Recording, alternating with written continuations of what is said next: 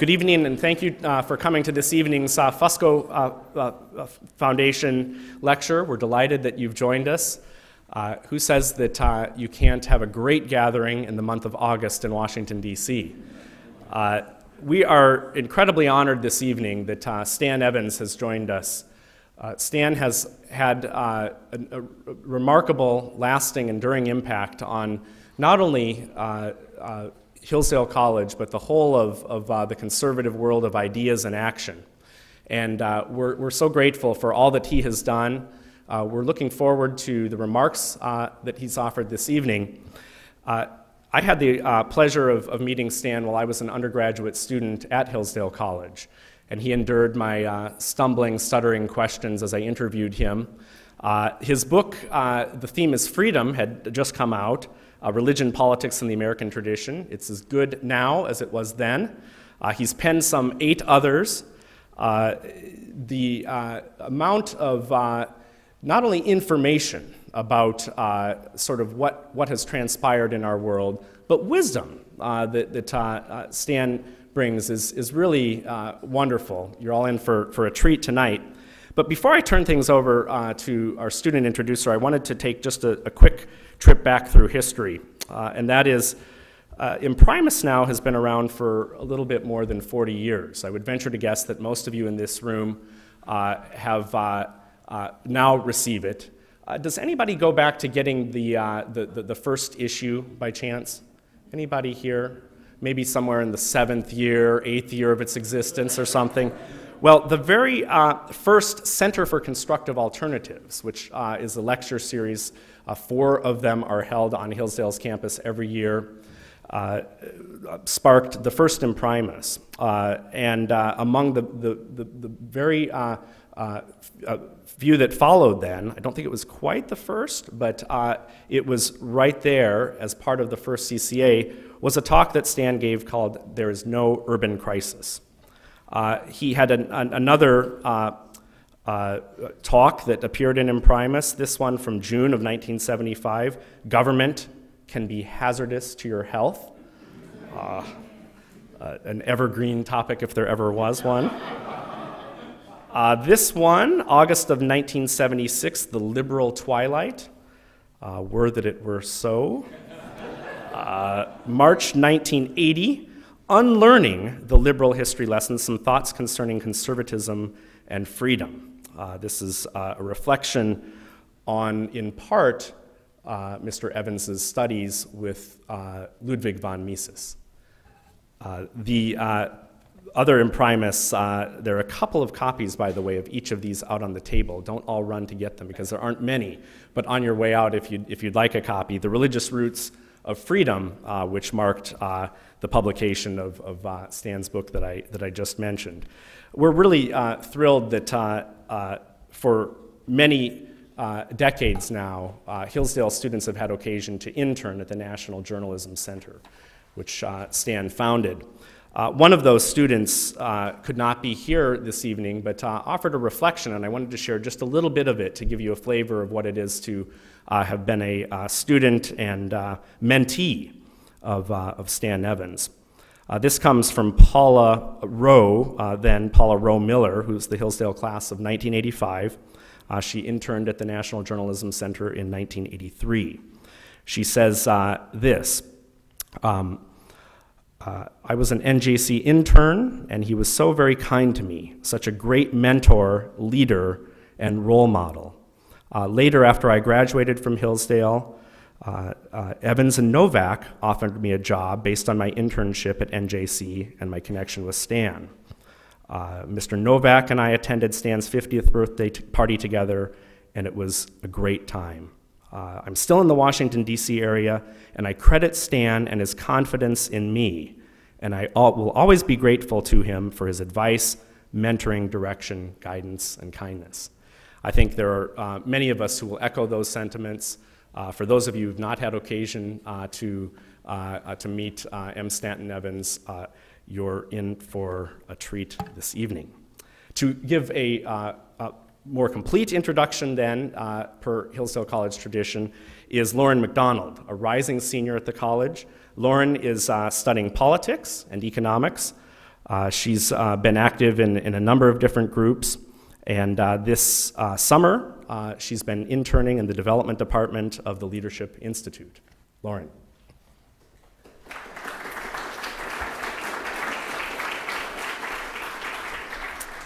M. Stanton Evans has been a journalist and leader in the conservative movement for over 4 decades.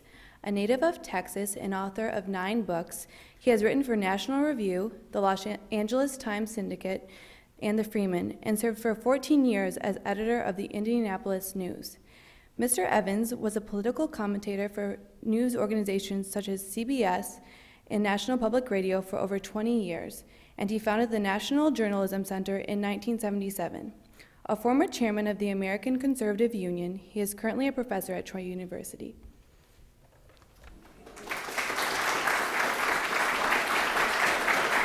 Thank you. Thank you very much. Oh, my. Great to be here, and thank you for the kind introduction and the kind remarks by David. I really appreciate all of them. And nice to see a lot of old friends here that I have not seen for a while, and some new ones, and I'm glad to be with all of you folks. There will be time. I'm going to try to, this watch actually works. It doesn't look like it, but by the way, I paid $10 for this 4 years ago at Walmart, and it's already falling apart. Like, whatever happened to quality? Anyway, I'm going to keep an eye on the time. There will be time for questions. There will be microphones handed around, and I'm glad of that because I'm a little bit deaf in one ear. And some of you have heard me say this before, but when you get old, a couple of bad things happen to you. One is your hearing starts to go, and I forget what the other one is. But, probably think of it in a minute. I am honored always to be invited to any Hillsdale event. I'm a great fan of Hillsdale. Many friends there as professors, former students, alumni, people who've come through the program there and gone on to do things in the world beyond. I'm sort of an amateur student of history. I'm not a historian. I am a journalist by profession, as is clear from my introduction.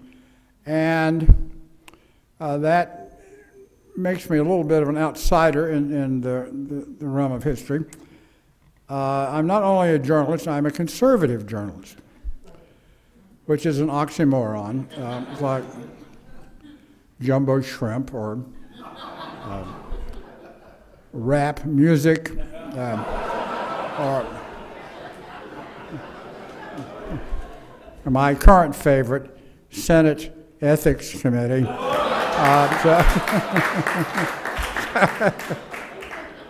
Anyway, I've been delving into some of these things for years, and as David indicated, associated with Hillsdale for many years, and the time frame there is a long one. It's best measured by carbon dating, which for the young folks here is for like really like prehistoric stuff, but it's great to be with you, and I'm honored. David asked me to talk about Watergate and Obamagate, or whatever you want to call what's going on now. For some of the young folks here, I'm sure Watergate doesn't mean very much. It's an episode from the Nixon era back in the 70s, and that's for the undergraduates now, it's like the War of 1812 or something. It's a long time ago. Something that I've said before for some who are closer to my demographic here is that I was never for Nixon until Watergate. I was not too thrilled with a lot of the other stuff that Nixon was doing, like going to communist China with Dr. Kissinger and détente with Brezhnev and SALT agreements and ABM treaties and wage and price controls and founding EPA and founding OSHA, and we're all Keynesians now and so forth. After all of that, to me, Watergate was like a breath of fresh air.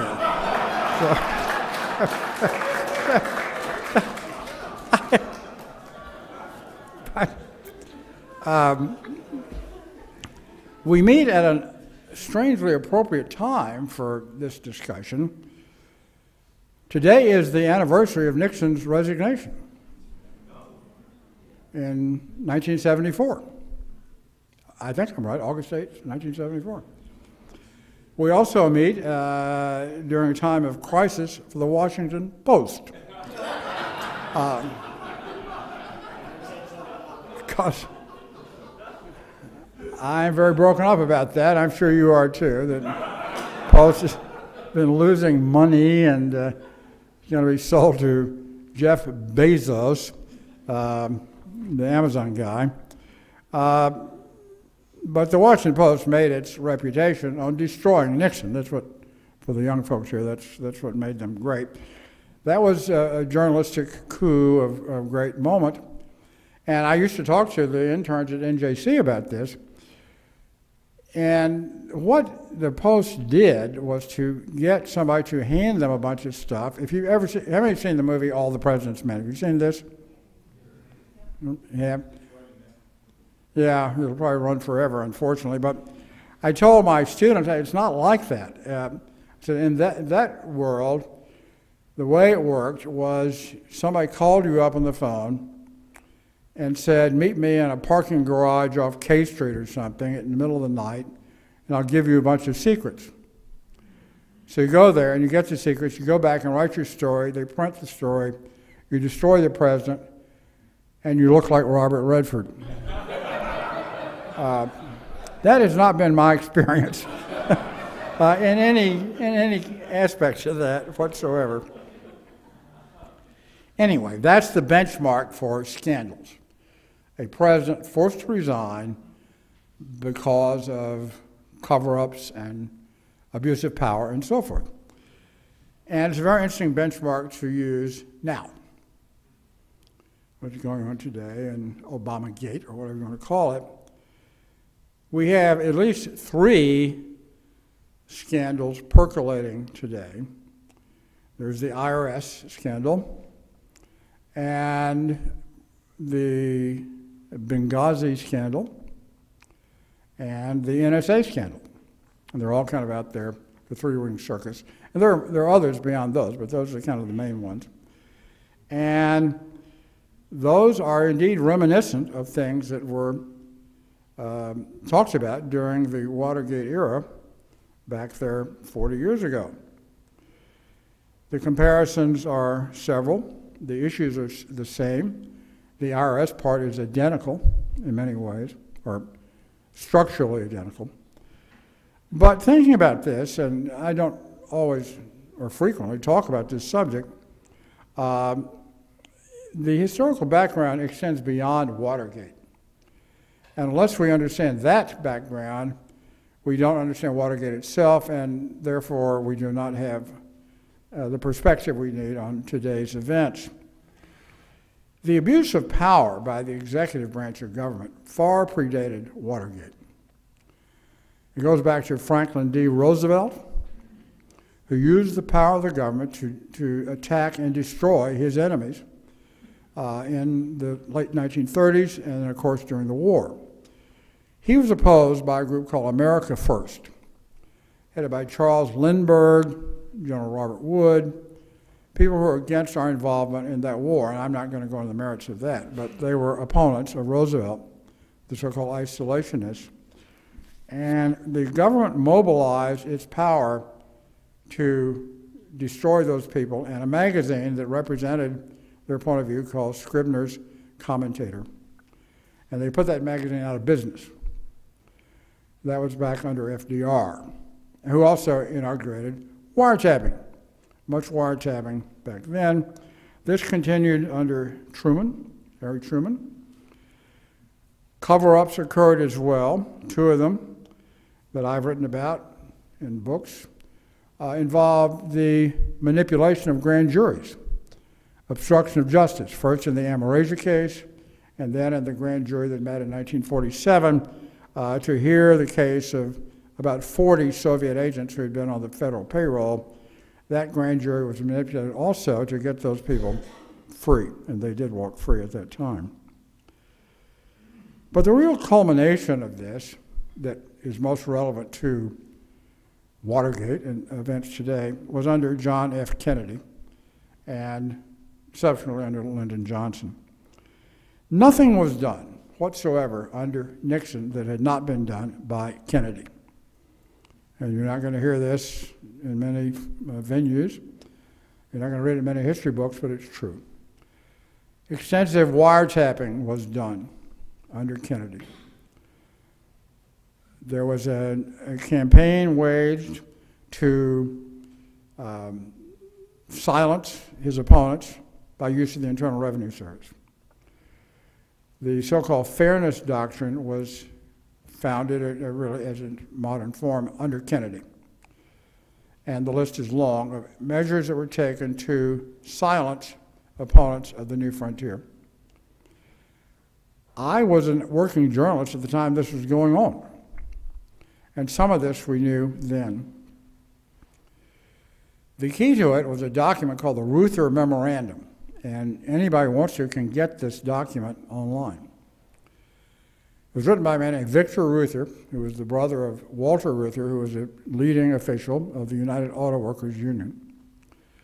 They were big backers of Kennedy and the New Frontier and opposed to conservatives in all their modulations. The Ruther Memorandum spelled out a game plan for silencing conservatives. In a book I wrote in 1965 called The Liberal Establishment, I had a chapter devoted to this called The Silencers, in which the IRS was used, the FCC was used, any other mechanism that could be used was used to crush conservative dissent. And it had a fair amount of effect. And this is not just my say-so. There's a book I would recommend also by a man named Fred Friendly, who was impeccably a liberal. I don't know if how many of you might have seen the movie Good Night and Good Luck, which was an attack on Senator Joe McCarthy by George Clooney. Clooney in that movie played the part of Fred Friendly. That was the character he portrayed, who was a producer for Edward R. Murrow. Fred Friendly wrote a book about this effort to suppress conservative dissent called The Good Guys, the Bad Guys, and the First Amendment. He explained in some detail how this effort to crush conservative dissent went forward, particularly with respect to broadcasting, the fairness doctrine, and so on. So if you look at that record, if you look at what happened back then, and compare it to what is going on now, it's amazing. By the way, this is the Ruther Memorandum, for those who are interested in it, which I had pulled down off the web, and it's fairly well known for people who study this kind of stuff. But let me just read you part of it. This is sort of a to-do list for the Kennedy administration, and they did it. They did what it says. It's point number 3. The flow of big money to the radical right should be damned to the extent possible. That's the heading. Under that heading, there's a discussion of things that can be done to silence conservatives. One of them is to audit them through the Internal Revenue Service, to deny them tax-exempt status, to use the power of the IRS to silence them. It was done. All of this was done, and then some, under John F. Kennedy and Bobby Kennedy in the early 60s. And we knew about it back then. Everything that was later laid to the doorstep of Richard Nixon was done by the Kennedys in the early 60s, continued by Lyndon Johnson when he ascended to the White House, including the involvement of the president personally. John F. Kennedy personally. There was a man, in fact, this is a linkage to the Washington Post. A man named Ben Bradley. He's still around, still extant. And he was a big deal back in the day when Kennedy was president.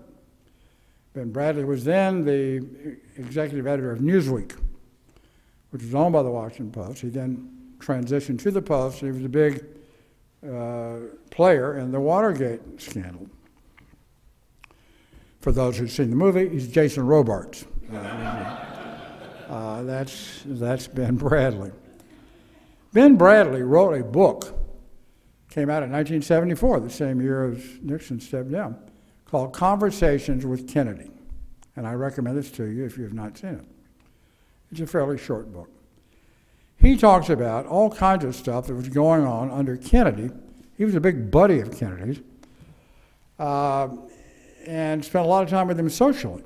And he recounts an episode in which Kennedy starts talking to him, to Ben Bradley. It's not Jason Robards now. This is actually Ben Bradley talking to Kennedy. And Kennedy goes into the tax returns of certain wealthy Americans and tells Robards, Bradley, that certain people, very wealthy people, are not paying very much taxes. And at one point, one of them was John Paul Getty, who I think, according to Kennedy, in the preceding year, had paid $500 in taxes. And I thought, I need to talk to his accountant. That would be a good accountant to have. And then Kennedy says, according to Bradley, I guess I shouldn't be telling you this. It's probably illegal. Yes, it probably was. Ben Bradley never wrote a word about this at the time, but it's in his book. This kind of stuff went on a lot back in the day. In response to the Ruther Memorandum and the general push by Bobby, who was then Attorney General, a position achieved entirely on merit, the IRS launched a project called the Ideological Organizations Project. This is identical to what has been going on under the IRS today, step by step. Diana, you said you have this book, right? A book called Power to Destroy. This is, by the way, another book by a liberal, not by a conservative. The very first two chapters in this book, Power to Destroy, by a man named John A. Andrew III, is about this ideological organizations project and the list of organizations who are targeted by the IRS to shut them down. And surprise, they were conservative organizations. All this in response to what the Ruther Memorandum said and in response to what Kennedy was saying in his speeches. These evil, radical right extremists must be countered. The Ideological Origins Project continued for many years. I think it got finally shut down under Johnson, but I'm not sure about that. One of the things that they did back then, it's uncanny how similar these events were to what is happening now, was they clearly had, and this book spells this out in great detail, they had a list of maybe a couple of dozen, it was expanded, conservative groups. And all of these were targeted for audits, have their tax exemptions taken away, just in general hassled by the IRS because of their conservatism. It's very clear. They realized that if the news got out that they were doing this, it would look like they were persecuting people for their political beliefs. Imagine that. And therefore, they said, what we should do is leaven this with a few left-wing organizations. And they did. And I think that my count was they had 20 different groups that they were looking at. 19 of them were conservative. One of them was left-wing. They did nothing to that one. I'm doing this from memory now, so I need to be double-checked on this. That one was the Fair Play for Cuba Committee, which was the organization to which Lee Harvey Oswald belonged. Lee Harvey Oswald was a member of the Fair Play for Cuba Committee. But they didn't do anything in the Fair Play for Cuba Committee. It was just there for cosmetic purposes. Really what's happening now, it's exactly the same except more so. I don't have the exact figures, but I almost never do this. I'm going to cite to you a report by National Public Radio. Now, I used to kind of work there as a fig leaf conservative commentator. But this report, they're basing this on Dave Camp, who's the chairman of the House Ways and Means Committee, but they reported it. And they have a mix. They have the total number of conservative organizations, according to this, that have been looked at by the IRS was 104. 104 conservative groups. The number of the so-called progressive groups was 7. So, well, you can do that math probably better than I can. 147. The questions asked of the conservative groups, and they were, I think we all know about this, this is under Obama now. What books do you read? One group was asked about prayers. What do you say in your prayers? Like, deliver us from Obama? I mean, that didn't, but I don't know. And many, many questions of that ilk. The subtotal, and this is through July 29th, pretty recent, 1,552 questions asked of the conservative groups, 33 questions asked of the progressive groups, whatever they were. Of the conservative groups, 46% were finally approved after a long delay. And this delay, by the way, lasted through the 2012 election. That was the point of it. It was voter suppression activity. The progressive groups were denied 0 times. What's going on here? I don't get this, and it's very confusing. If they're being impartial, why would that be? I don't know how to explain that. And there are many other examples of this. The point is, that's exactly what happened back in the day under Kennedy. It's happening now, 50 years later, the same thing. It's like there's just, off-the-shelf stuff. Go to the shelf and get the same thing, and we'll do it again. There's virtually nothing they're doing now that was not done under Kennedy. And it wasn't just Kennedy. I mean, it was Johnson also. But it far surpassed what was done by Nixon, as far as I can tell. Nixon did have a so-called enemies list. And I know something about this because I was told, I didn't know this myself, but I was told this by ABC TV, that I was on it. And the reason I was on it, according to them, was at that time I was chairman of the American Conservative Union, and we were very critical of Nixon. And we backed our former chairman, a man named John Ashbrook, in the primaries against Nixon in 1972. And that apparently got me on this list, which is the only thing ABC TV, well, they wanted to interview me about Quayle, but they had to interview me about being on the enemies list for Nixon. They didn't want to interview me about anything else, but that was of interest to them. Well, Nixon did have an enemies list. He did try to mobilize the IRS to some degree against groups that were unfavorable to him. And that's spelled out in a number of these studies too, including this book. But he didn't get very far because the professional staffers at IRS were not interested in helping Nixon, but they were quite interested in helping Kennedy. And that's the difference between what happened under Nixon and Kennedy. It's the difference between what happened under Nixon and what's happening now. The IRS is not a reluctant dragon when it comes to going after conservative groups. Quite the contrary. And we see now the numbers of investigations there.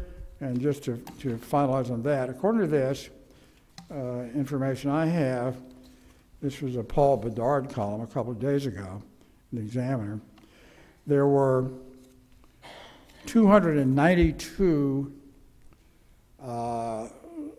conservative groups audited or being targeted in some fashion versus, I believe, 6. So you can see there is an imbalance there. Maybe that's, apparent on the numbers.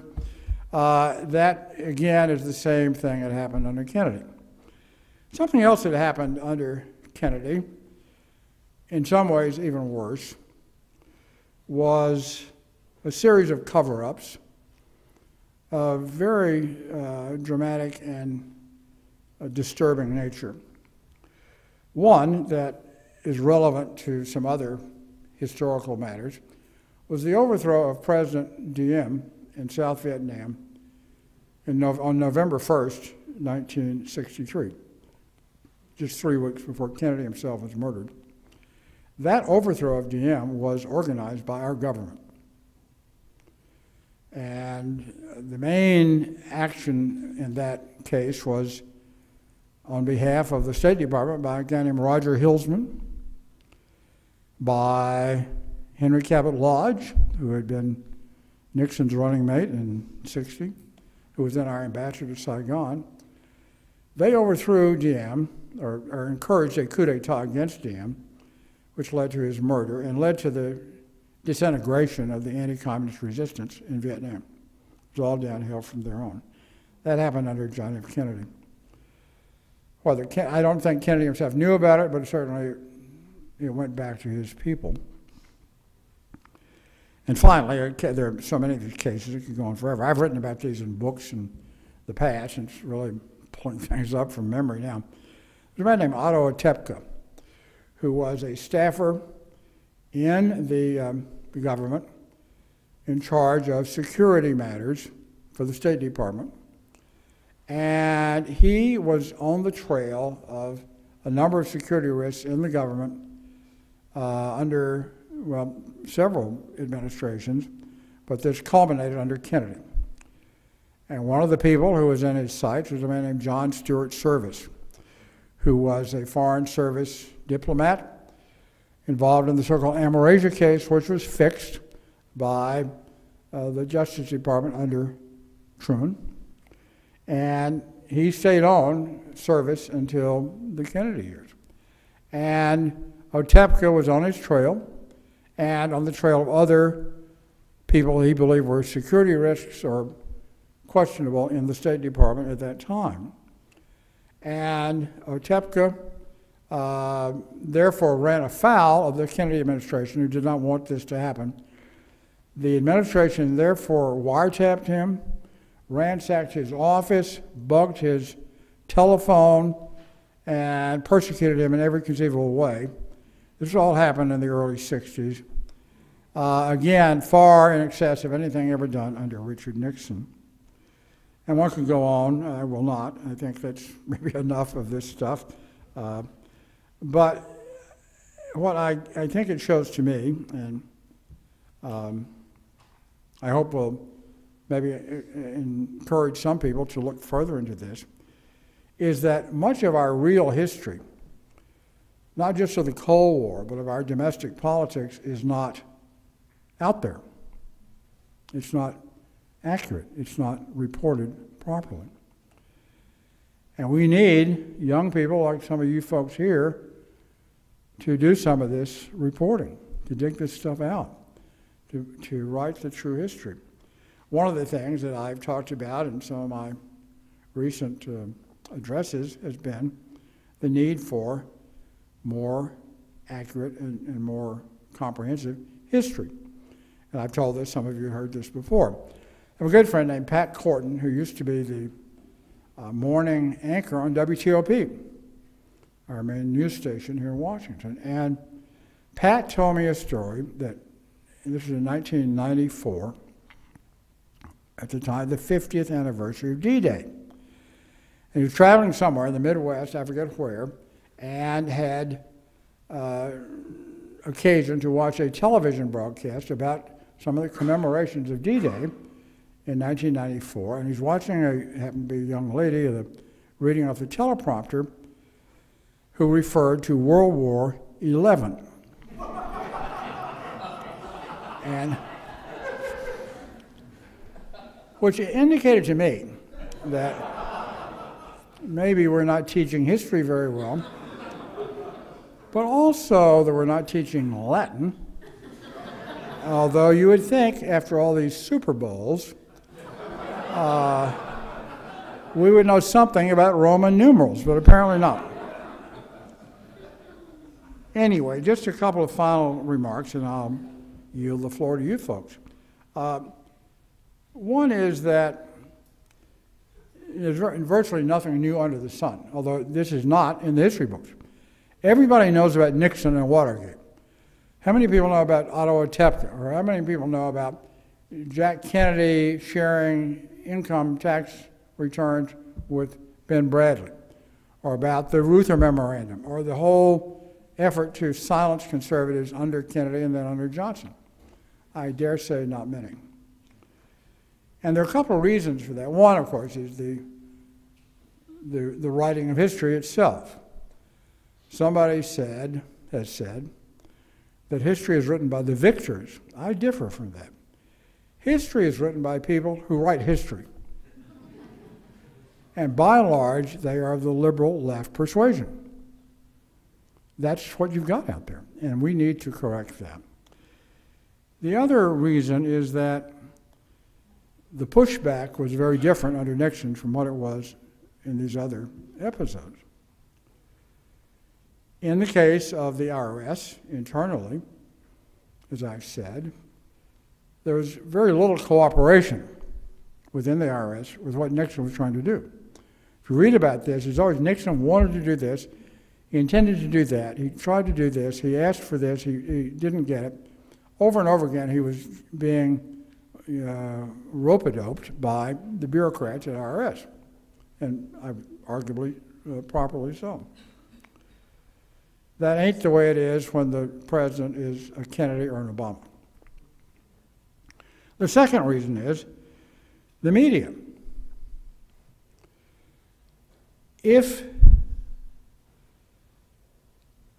Barack Obama were a conservative Republican, you can write that script yourself. There is nothing, and there's a lot we don't know, much remaining to be discovered and reported.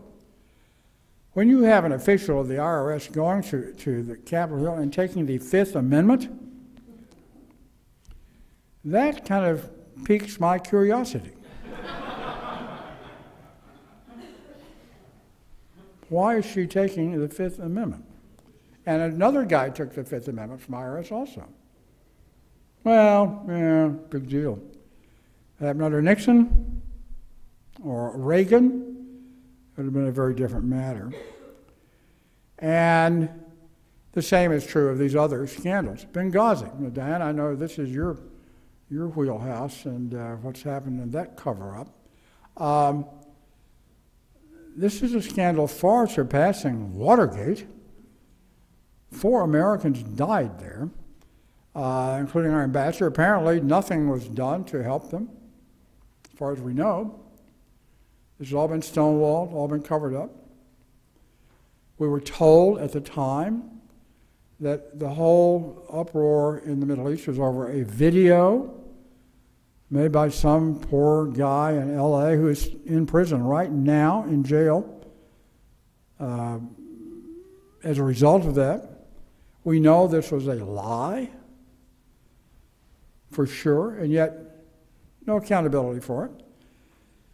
Hillary Clinton is before a Senate committee being asked about this and says, "What difference does it make?" Well, you lied. That makes some difference. And it certainly made a difference for Richard Nixon, but not for Hillary Clinton or Barack Obama or the people that work with them. And one of my enthusiasms, although it's tempered by some other issues, is a radio broadcaster in Washington named Chris Plant, who was on WML in the morning. And he's a little wobbly on a couple of issues, but otherwise very entertaining and usually correct. And one of his favorite sayings, and has become one of mine also, is, if it were not for double standards, liberals would have no standards at all. And it is so true. I'm going to wrap it up right here. My time is up. And I thank you for yours.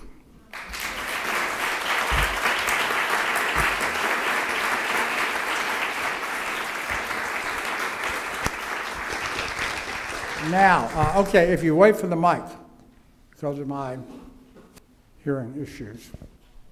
Thank you. Thank you, Mr. Evans. You mentioned Benghazi and the IRS. Would you identify yourself, please? Yeah, my name is Jay Zawatsky. I live here in Bethesda. Okay, cool. You mentioned Benghazi and you mentioned the IRS, but you didn't get into NSA. the NSA. No. What do you think about, is Snowden a hero or is he a traitor? I think it's a little bit of both.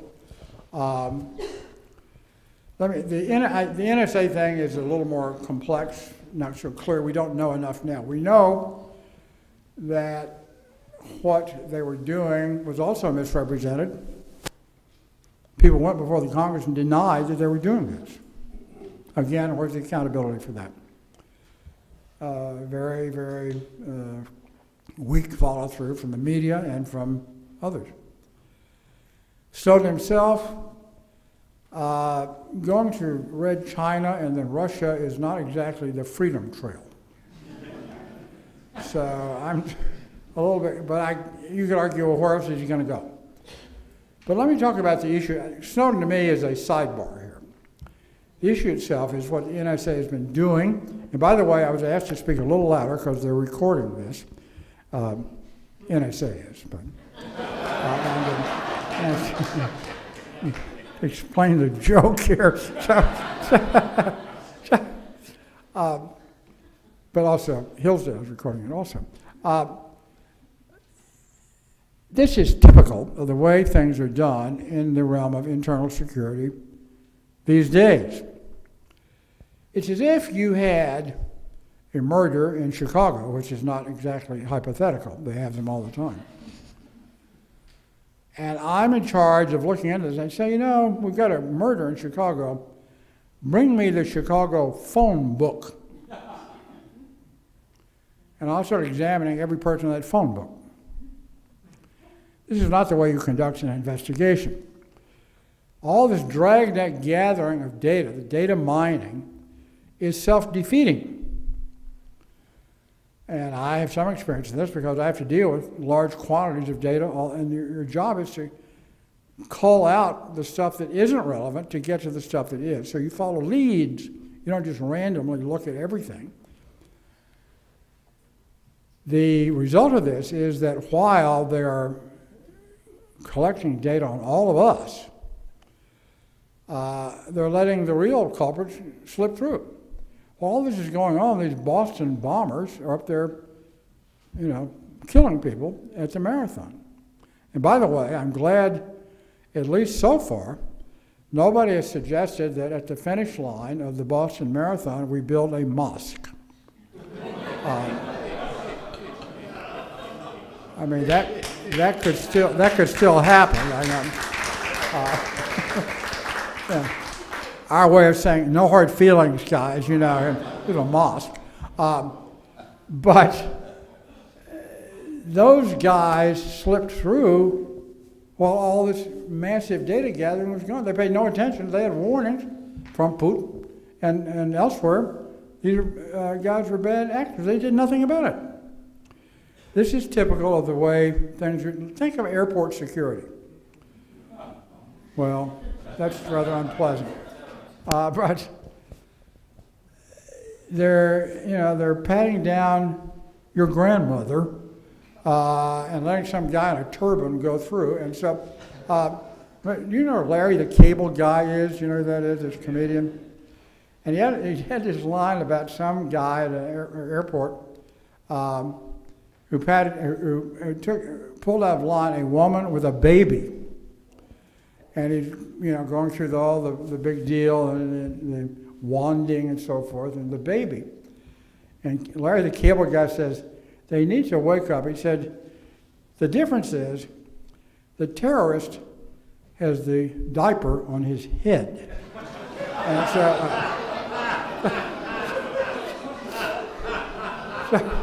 you can't,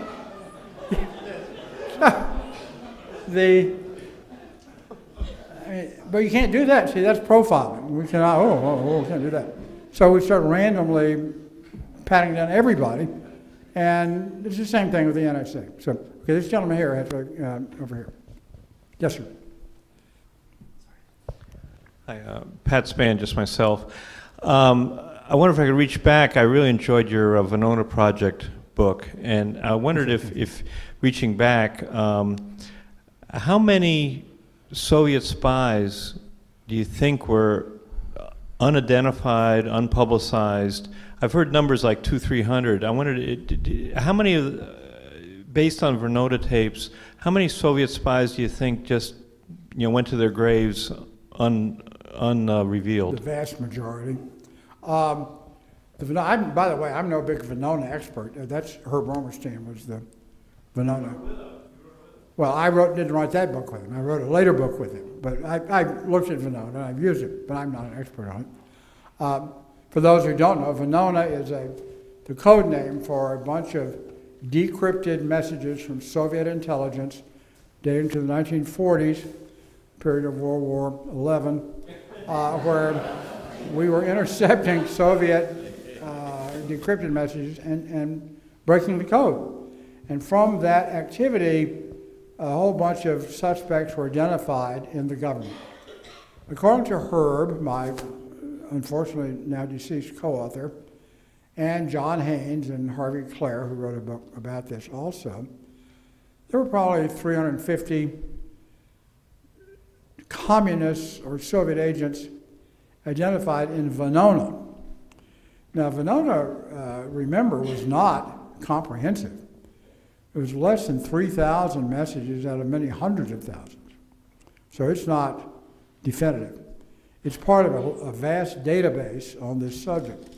I did write a book about Senator Joe McCarthy using Venona, which came out in 2007. And I used Venona, but I also used the FBI files. And what happened was, in that case, I got the names of the McCarthy cases. And I spoke about this at Hillsdale after the book came out. And I went to the FBI under the Freedom of Information provisions and got FBI files about these people. And if you have they're in a very disorganized state, but there are a lot of them. And I got about 100,000 pages of these files. And case after case after case, there they are. The McCarthy cases are in those files. So it's not just Venona, it's a lot of other stuff, KGB documents. It had to be many, many hundreds, but most of them got away.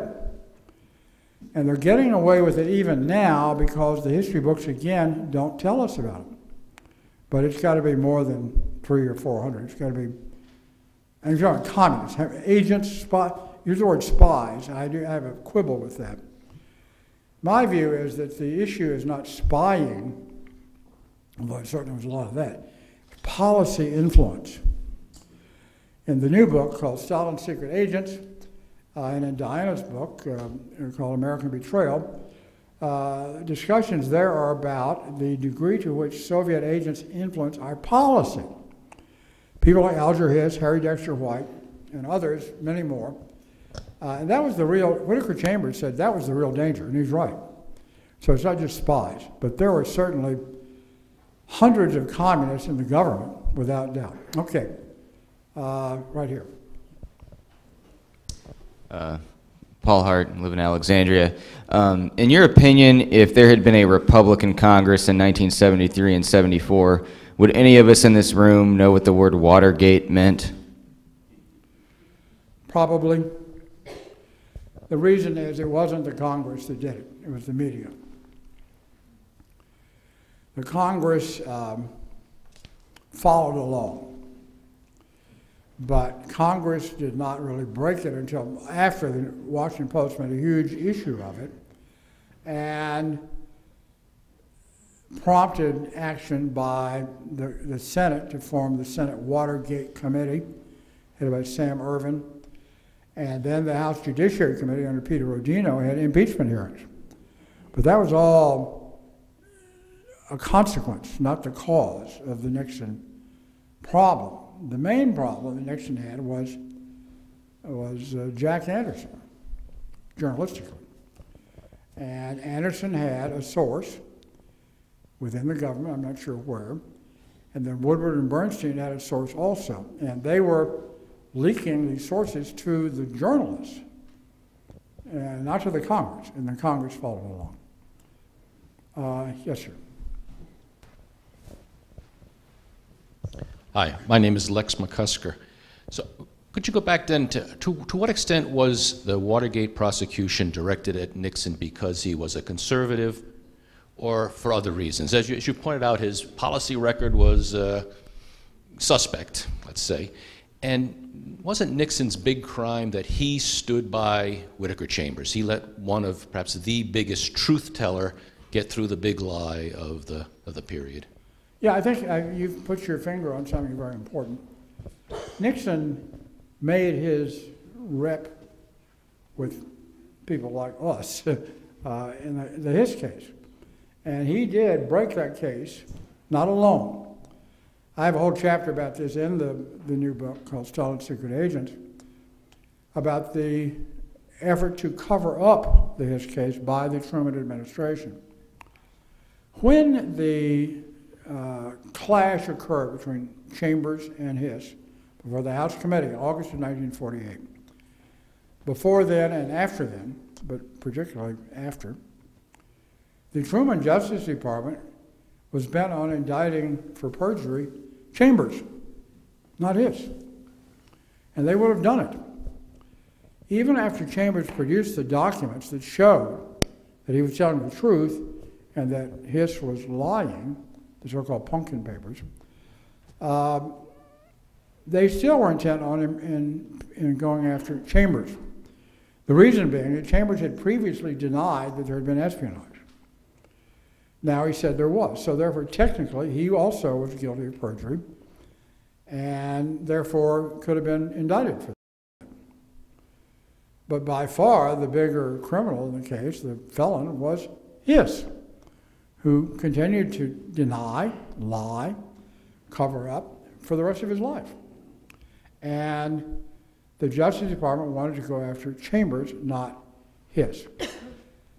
Nixon and Robert Stripling, who was the chief counsel to that committee, House Committee, got the actual pumpkin papers, this microfilm, from Chambers subsequent to that, and refused to turn those documents over to the Justice Department without safeguarding them. That's what broke the case, the pumpkin papers. So there's no question that this was something that the left never forgave Nixon for doing. And he was intensely conscious of this and spent a lot of time trying to live that down, which is why he did all these other things, which didn't get him much credit from the left. When they saw a chance to do him in, they did. I mean, that's the way that worked. Now, I need to move around here. This gentleman right here in the back. Thank you so much. Tyler O'Neill, writer with the Christian Post, also a graduate of the National Journalism Center and Hillsdale. My question is, what do you suggest conservatives, especially the Tea Party, do to reverse this trend, especially in the media? If the media is largely responsible for these things, and then also the administration, what can they do? I mean, I just went to the March on Media event that a bunch of pro-life groups hosted. Do you suggest events like that? Has anything worked in the past? Well, I'm a little bit out of the loop on this stuff now, but what we need is a lot of folks like you and these other young people to go into journalism. We need more people who are interested in the truth and not in the agenda of the left. And what you've got, unfortunately, is a very strong representation of the second and not the first. Very few journalists out there doing their job, by my observation. And there are some NJC, I think you got there after I left, but the NJC, I used to tell our students, and I still teach in the university, I say, the answer to spin from the left is not spin from the right. I mean, the temptation is to do that. I say, if I've said to them then, and still do when I teach occasionally now, if I have to support my point of view by suppressing some of the facts, there must be something wrong with my point of view. Why can I not base my position on the facts, not my conclusion? And so many people going into this business, left or right, but mostly left, do it the other way around. They start with a conclusion and go out and try to find stuff that supports it, and that's what they wind up putting on the air or in the blogosphere or whatever they're doing. We need more honest journalists practicing journalism in whatever the delivery mode may be. In the back. Al Milliken, AM Media. Did you have any personal interaction or recollections of those that seem to have gone through some kind of transformation during Watergate? John Dean was one that seemed to be gifted by God with a photographic memory like Ronald Reagan was, that I'm sure he would have been discredited if you know, the tapes hadn't surfaced. Jeb Magruder had claimed to have lost his moral compass, and then after going to prison, he became an ordained Presbyterian minister. Charles Colson said he would, walk over his mother or grandmother for Richard Nixon, but then, you know, he became a born-again Christian and created one of the great Christian ministries, a prison fellowship. I'm wondering, what do you remember about those people in particular? The only one of the three I met was Colson. I did not know Dean or Magruder. I had to meet Colson after it was all over. I knew nothing about him at the time. Somebody made a joke about Colson. He wrote a piece for the Reader's Digest called "How I Walked Over My Grandmother and Found God." So, that's kind of what you just said, but I don't know. I didn't really know any of them at all. I can tell you this, that the Nixon atmosphere was not something I found congenial. I did not hang out with those people. I was a conservative then, as I am today, and I did not like a lot of what they were doing, so I didn't really spend a lot of time with them. And I also, most of that time, was in Indiana. I was not here. So I really did not get to know them personally at all.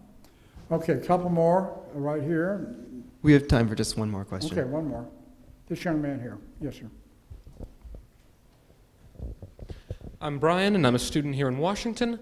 To what extent would you see a parallel between the Iran-Contra scandal under Ronald Reagan and both Watergate and what's happening now? None. I covered Iran-Contra very carefully at the time. There was nothing illegal about Iran-Contra. Get a little bit complicated, but I wrote about it in great detail.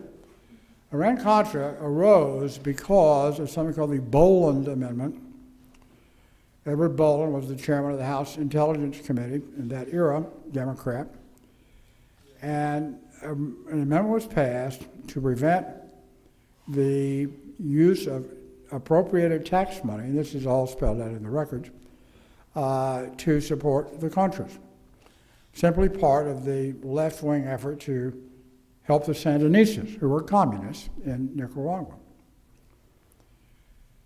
The reason Iran-Contra developed the way it did was because Ollie North, who was in the White House, whom I know, did not know him then, but I've known him since, was also involved in a deal with the Iranians about hostages and so forth.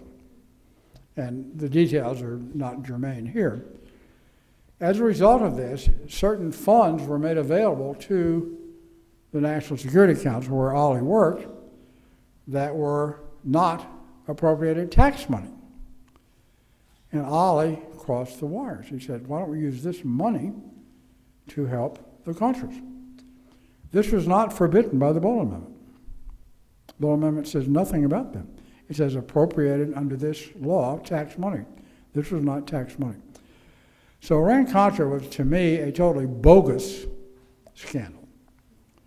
It was complicated. I at first reacted. In fact, one of the few times I got a call from President Reagan in that era, and my office is right down the street here on 2nd Street, which caused great hullabaloo in my office. Reagan is calling me. I had given a quote to United Press saying we should not trade money or arms for hostages. I got to tell you, there's a guy named, this is a story that Ollie told. It's a great story. It has nothing to do with your question, but it's a great story. A guy named Theodore Jacobson, who's one of the hostages in Lebanon that Ollie got released. And I met him at an event with Ollie in whatever it was after that, early 90s, I guess. Theodore Jacobson had been tied up, gagged, and driven around Beirut in the trunk of several cars and kept there like that for several days. And I was on the platform with him, and he said, I must say, that, and there were some people there from GM at this meeting, Chrysler too, I think, said, if you're going to be locked up in the trunk of a car, I would recommend the Mercedes. He actually said that. A much more comfortable trunk. That's it. I mean, yeah, I actually said this. I said, wow, that is really good to come out of that kind of experience with that line. Anyway, that's what Ollie was doing. He was getting these people out from under that mess in Lebanon, and the money arose complicated ways from those transactions. It had to do with arms, tow missiles being sold to Iran, and so forth. One of the ironies of all that was that Ollie and others involved in doing that were trashed because they were helping at that time Iran against Iraq. The Iran-Iraq war was going on at that time. And the weapons that were transmitted to Iran from Israel, if I'm remembering this correctly, a long time ago, 25 years, were defensive tow missiles, purely defensive weapons. But this was considered an outrage, and you know why? Because we were betraying our great ally, Saddam Hussein. That was the line in '86. How could you do this to poor Saddam Hussein? Give me a break. And so, of course, we found out later that Saddam Hussein was not that great. He was okay, but he was not that great. Time is up. Thank you all.